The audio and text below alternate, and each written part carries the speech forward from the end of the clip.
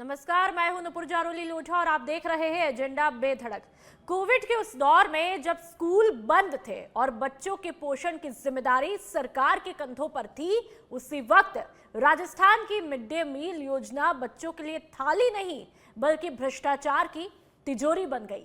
ACB की जांच में खुलासा हुआ है कि कॉन्फेड और मिड डे मील के अधिकारियों ने निजी कंपनियों के साथ मिलकर के तकरीबन 2000 करोड़ रुपए से ज्यादा का घोटाला किया। टेंडर नियम बदल डाले, योग्य फर्मों को बाहर किया गया। FSSAI और एगमार्क जैसे मानकों को ताक पर रख करके घटिया सामग्री सप्लाई की गई और कागजों में उसे प्रीमियम बता करके डोर स्टेप डिलीवरी का दावा भी किया गया। तो आज सवाल यह है कि क्या बच्चों की थाली लूटने वालों पर वाकई में कार्रवाई होगी या ये मामला भी फाइलों में दब जाएगा।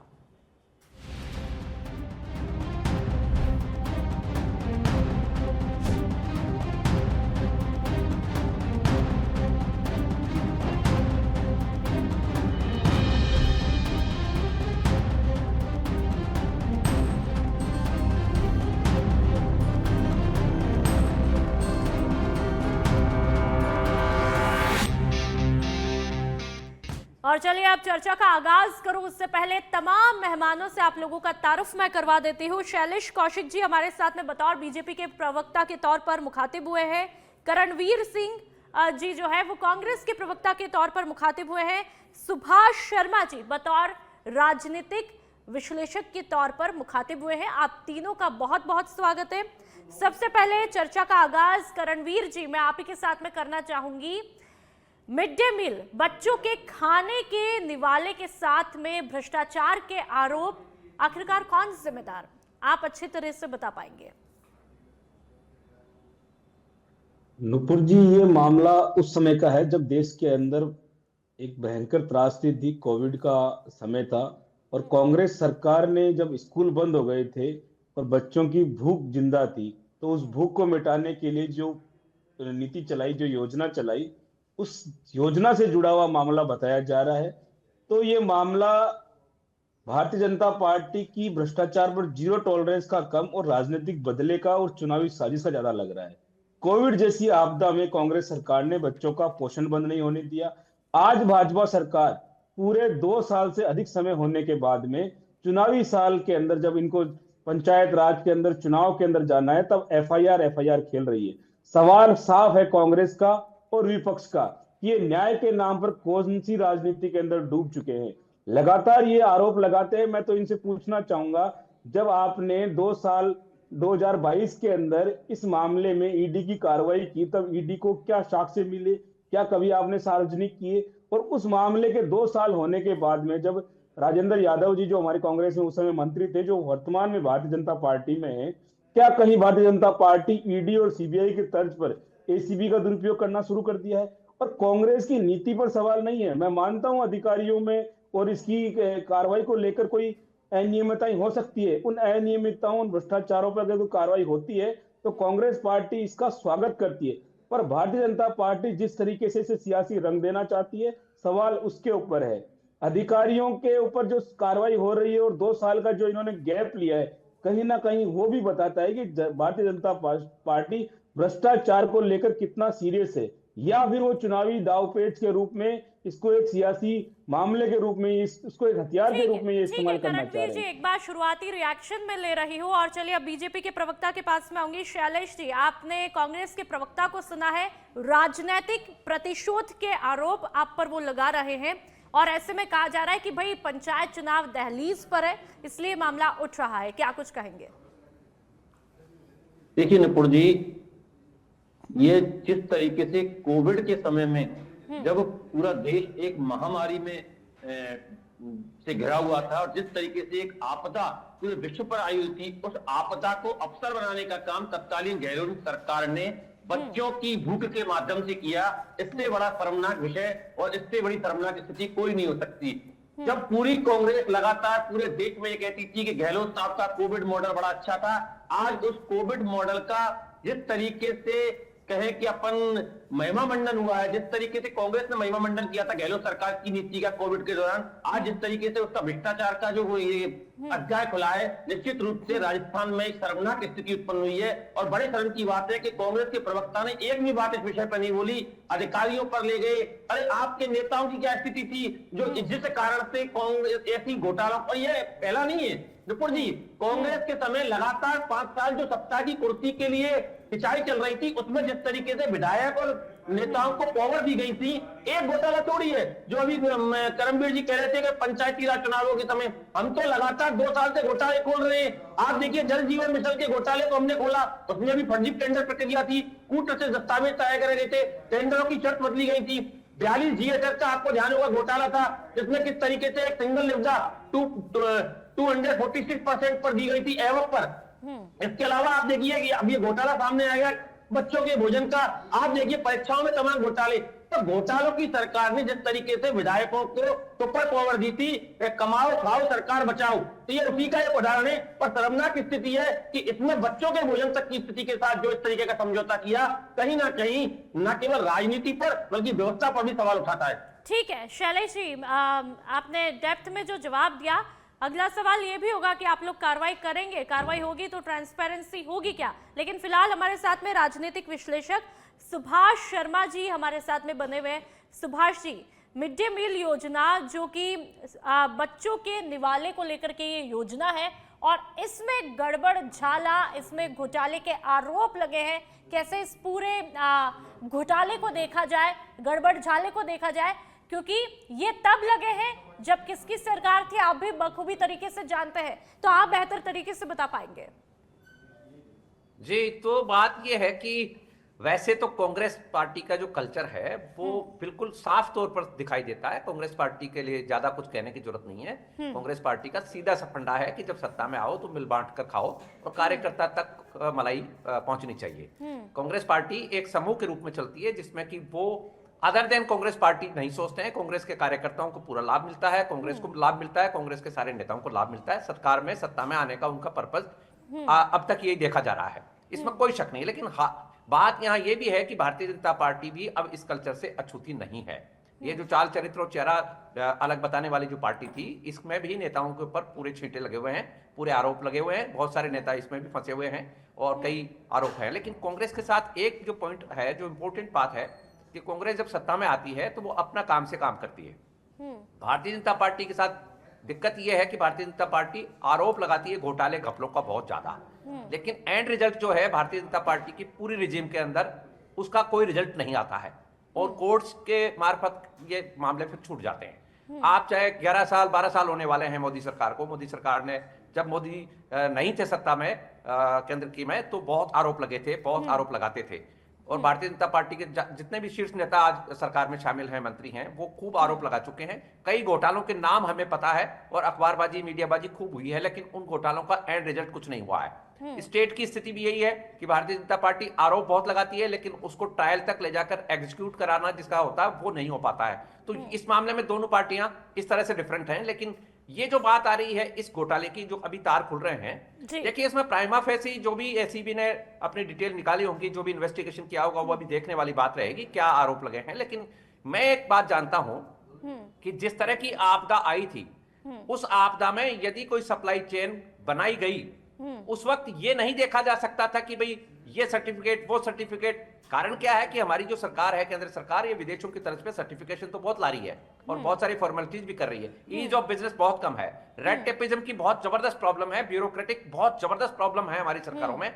यदि कोई काम करना चाहे तो उसके ऊपर आरोप तुरंत लग सकता है। काम करने की जो गति है वो इंपॉर्टेंट है। उस वक्त कोविड के दौरान ये नहीं सोचा जा सकता था कि हॉस्पिटल में बेड सप्लाई होने हैं या गद्दे सप्लाई होने हैं तो उसकी ISI मार्किंग क्या है, इसका ये क्या है, वो क्या है। तो ये देखने वाली बात रहेगी। ठीक है, शुरुआती रिएक्शन हमने लिया। आप कांग्रेस के प्रवक्ता के पास में होंगे, करणवीर जी, आप संक्षिप्त में बताइएगा। पहले आपको बखूबी तरीके से सुना भी है, समझा भी है, लेकिन एक सवाल का जवाब दीजिए। जब मिड डे मील का ये पूरा खेल हुआ, खाने के निवाले के साथ में, बच्चों के पोषण के साथ में, उस वक्त सरकार किसकी थी, तो जिम्मेदारी किसकी होगी? नुपुर जी, कांग्रेस की सरकार थी और राजस्थान के कोरोना के अंदर जो भीलवाड़ा मॉडल था उसकी पूरे विश्व के अंदर चर्चा रही। ठीक है करणवीर जी, ये बार उस बार बात आरोप- को करणवीर जी उस बात को भी आ हम रहा हूं। स्वीकारते अरे हैं। तो मुद्दे ठीक है, पे मेरी तो बात आने- सुन लीजिए। मुद्दे पे तो आने उस दीजिए। उस बात को, भिलवाड़ा मॉडल को तो हमने स्वीकारा भी है और पूरे देश में तारीफ भी हुई है, लेकिन जो मिड डे मील मुझे को आगे तो लेकर के बढ़ने भ्रष्टाचार दीजिए। के जो मैं मुद्दे पे आरोप आ रहा हूं। लगे, ये मुद्दा अलग है, इस पर आप बात कीजिए। आज इसी पे बात कर रहा हूँ। कोरोना की बात करेंगे तो भीलवाड़ा मॉडल की भी बात होगी। उस समय ठीक है। स्कूल बंद थे, बच्चों की भूख बंद नहीं थी, बच्चों को भूख लग रही थी और उस भूख को मिटाने के लिए, उन बच्चों को तक पोषण पहुंचाने के लिए कांग्रेस ने डोर स्टेप सर्विस वितरण योजना लाए। अब उस योजना के अंदर अब भारतीय जनता पार्टी 2 साल बाद कह रही कि उसमें ये घपला हुआ। अरे मैं तो कह रहा हूं आपसे उसी समय आपने 2022 के अंदर भी आपने ईडी की कार्रवाई की थी वो कांग्रेस मंत्री राजेंद्र यादव पर।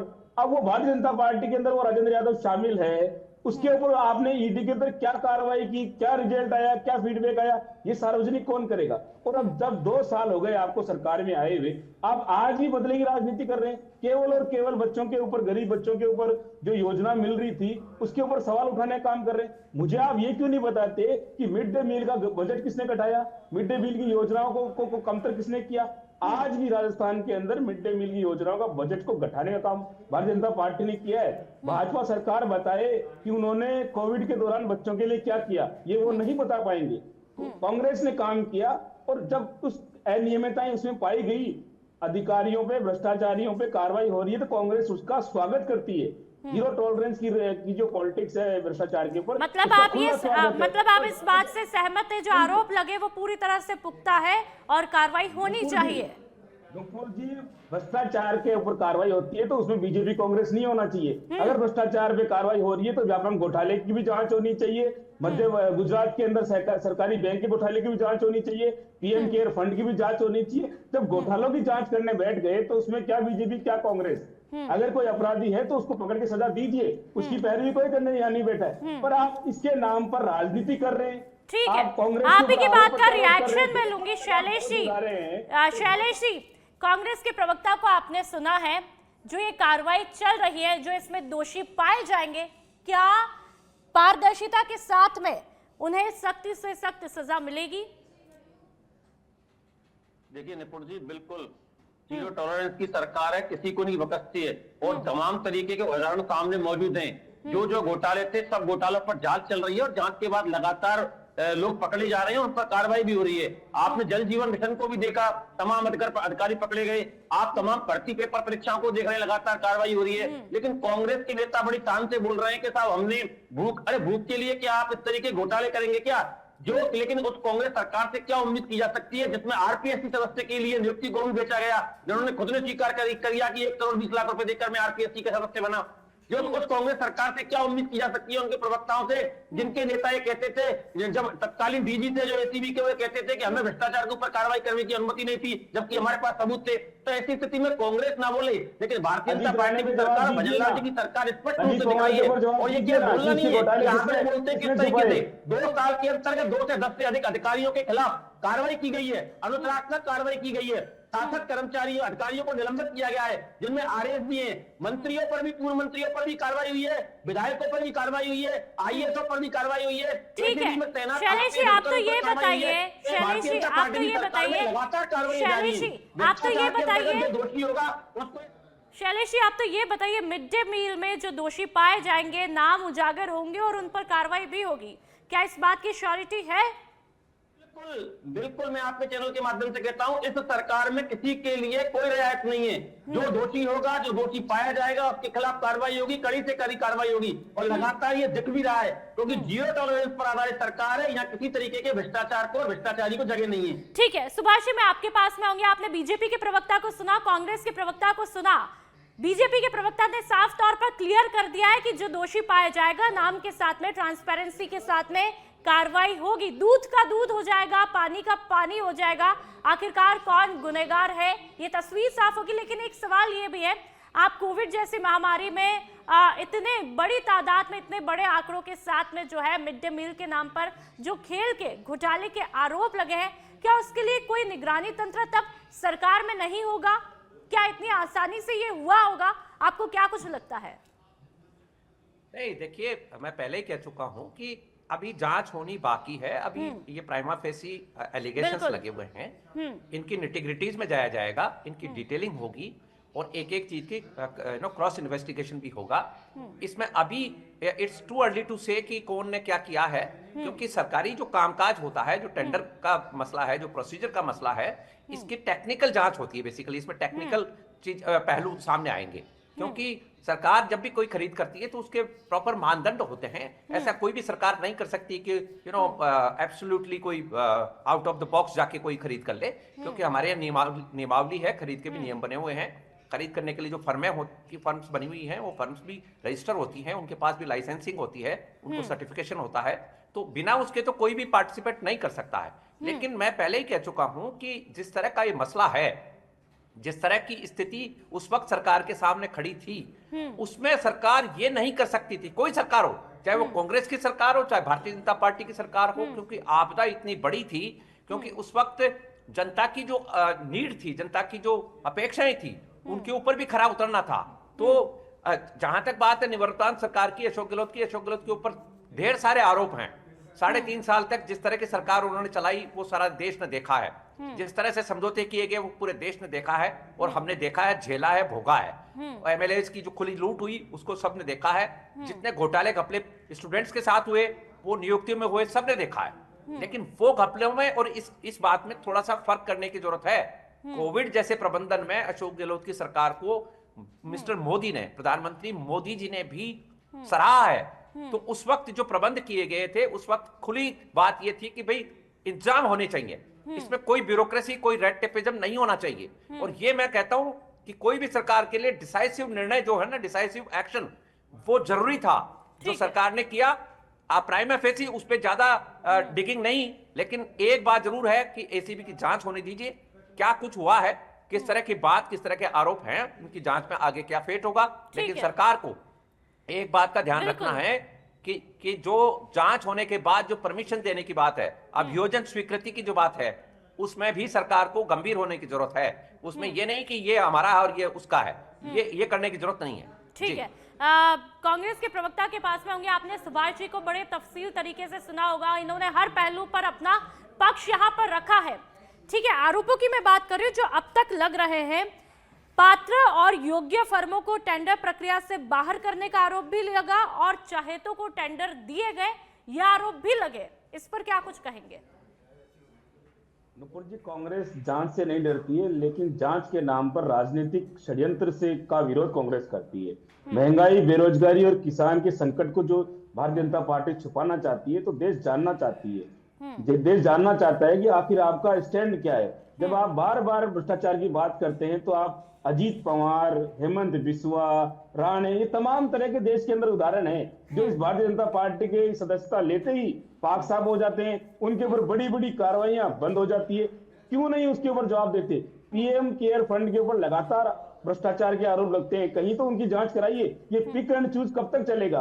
क्या विपक्षी पार्टियों को दबाने के लिए या फिर पॉलिटिकली ब्लैकमेलिंग करने के लिए ही आप इसको षड्यंत्र के रूप में यूज करते रहेंगे? सवाल इसके ऊपर है, सवाल इनकी नीयत के ऊपर है। कांग्रेस पार्टी ने ये जो योजना चलाई थी, उस समय अभी मैं सुभाष जी को सुन रहा था, उस समय जो योजना थी, उस समय बच्चों को घर बैठे पोषण कैसे मिले, जो प्राइमरी फूड है वो कैसे मिले, उसकी यूटिलाइजेशन के लिए, उसकी प्रॉपर सर्विस के लिए योजना शुरू की गई थी। और बखूबी कांग्रेस ने भीलवाड़ा मॉडल की बात हो, कोविड प्रबंधन की बात हो, बखूबी निभाया है। देश के अंदर एक मॉडल स्टेट के रूप में राजस्थान करणवीर जी, अच्छी बात है, अच्छी बात है, आप लोगों की नियत मकसद अच्छा था। लेकिन जो टेंडर प्रक्रिया की बात हुई, उसमें जो घोटाले के आरोप लगे कि भाई चाहेतों को दिया गया और जो योग्य फर्म थी उनको टेंडर नहीं दिया गया, उसमें तो कोई मजबूरी नहीं थी ना। कोविड टाइम पे जो आरोप लग रहे हैं उसकी बात करिए, इसमें क्या मजबूरी थी बताइए?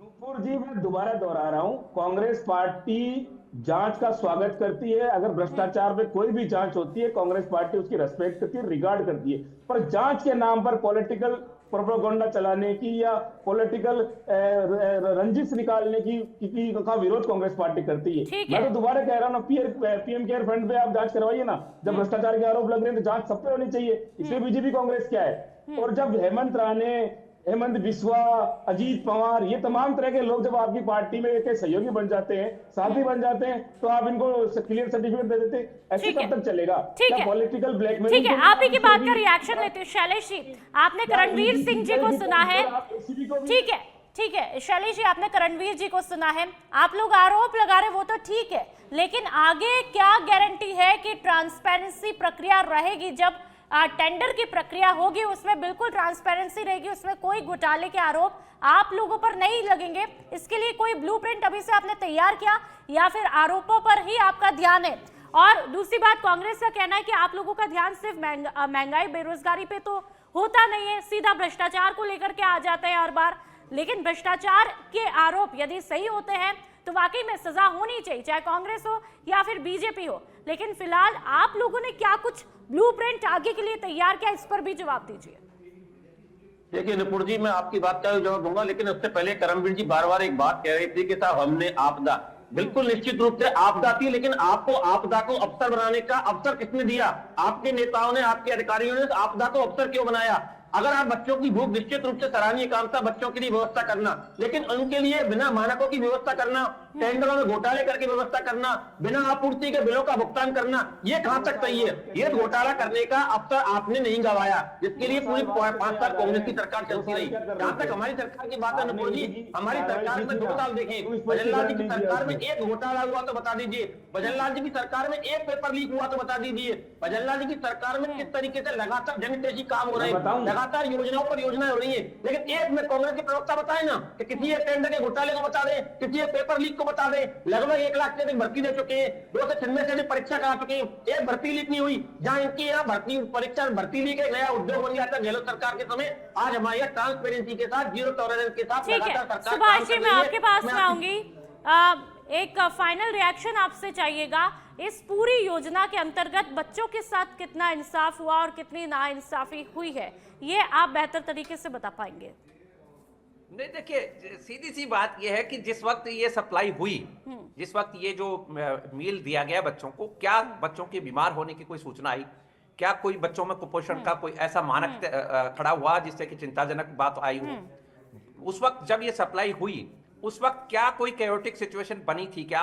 ये सबसे इंपॉर्टेंट बात है देखने वाली, जांच का ये विषय असली होना चाहिए। आरोप देखिए, टेंडर में मैं पहले ही कह चुका हूं कि टेंडर की जो प्रक्रिया हमारे यहाँ बनी हुई है, ये इतनी पेचीदा कर दी गई है कि बहुत सारे जो जेन्युइन लोग हैं वो इसमें पार्टिसिपेट नहीं कर पाते हैं। सरकारी भ्रष्टाचार की स्थिति सबको पता है, आज भी कौन से टेंडर ईमानदारी से चल रहे हैं। दूसरी बात, ये जो सर्टिफिकेशन है, जितने भी मानकों के सर्टिफिकेशन है, ये भी पैसे ले देकर काम खूब हो रहे हैं। अब बात आती है कि जो टेंडर में एक्सपर्ट लोग होते हैं, जिनकी जो ये प्रक्रिया के मास्टरपीस होते हैं, उनको सब पता होता है, तो वो इसमें पार्टिसिपेट करते हैं। तो जब हम मानक पूरे करने के बावजूद भी सप्लाई लेते हैं, सप्लाई चेन बनाते हैं, उसमें भी कोई गारंटी नहीं है भारत जैसे देश में कि माल असली सप्लाई हो रहा है। अब बात आती है कि उस वक्त की इमरजेंसी को देखते हुए कांग्रेस के प्रवक्ता से मैं आखिरी रिएक्शन लेना चाहूंगी। करणवीर जी, कांग्रेस बताएगी कि 2000 करोड़ के नुकसान की भरपाई कैसे होगी, किसकी जिम्मेदारी, किसकी जवाबदेही?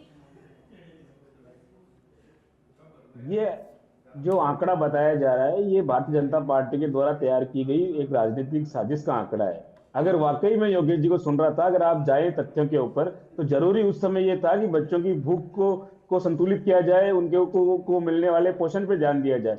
अब 2 साल बाद भारतीय जनता पार्टी एक राजनीतिक रंजिश का रूप देकर इस तरह के आरोप प्रत्यारोप कर रही है। ये क्यों नहीं बताते कि इन्होंने 2 साल के अंदर क्या किया है? बार बार इस तरह के झूठे आरोप लगाकर तीनों का बहुत बहुत शुक्रिया, तीनों इस चर्चा में जुड़े और बहुत ही मजबूती के साथ में बात को रखा है। लेकिन फिलहाल सवाल यही है आकर के कि मिड डे मील में आखिरकार 2000 करोड़ के घोटाले के खेल को लेकर के अब जांच की आंच जो होगी वो किस किस पर आएगी? क्या वाकई में ट्रांसपेरेंसी के साथ में जांच होगी, और जांच होगी तो क्या वाकई में नाम उजागर किए जाएंगे, और क्या गारंटी है कि आगे जो मिड डे मील की योजना है उसमें पूरी तरह से वो पाक साफ होगी और पारदर्शिता उसमें रहेगी? आपका क्या कुछ कहना है वो हमें कमेंट बॉक्स में कमेंट करके जरूर बताइए। तो फिलहाल इस शो में इतना ही। आप देखते रहिए सच पे धड़क। नमस्कार।